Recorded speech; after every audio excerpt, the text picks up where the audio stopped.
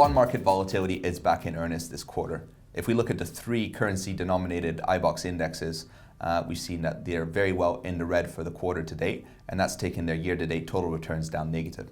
Now, to discuss how investors can stay pragmatic and really look to avoid the worst of this volatility, I'm joined today with Allan Lane from 2020. Now, Allan, can you please tell me, in a few words, what are some of the steps investors can take in order to really ride out the worst of this volatility? Thanks, Simon. That's quite an interesting question. We're probably at the eye of the storm. The challenges faced with anybody using fixed income as an instrument is finding that nearly all the way along the curve it's not working. So clearly the first thing to do is to shorten duration. Yeah, and we can definitely see that the shortened duration play has definitely been something that investors have been keen to get behind in the recent quarter.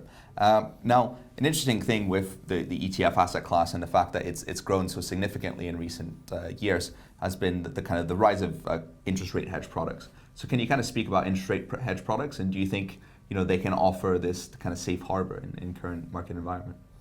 I was a little bit disappointed when I've been tracking the performance of the two interest rate hedge products that are available in the UK, and basically the reason is that while rates are so low on, on a historical basis, the 25 basis point move sort of swamps what the return is, and for the month of June again, one is down 1.3%, the other's down 3.4%. So the interest rate hedging mechanism has not been as successful.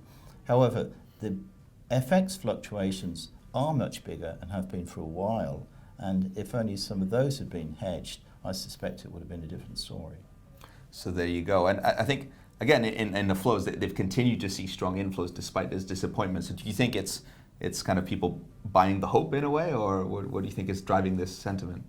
Well, I think it's not only buying hope, but common sense would tell you that they should work. Yeah. Because they work much better when rates are at 5%, you're expecting a rate rise, and you want to hedge that away to when it's down at 50 bips. Well, thanks for joining us. Now, Allan is staying on to do another video to look at the difference between high yield and investment grade bonds, so we encourage you to watch this. But thanks for joining us, Allan. Thank you.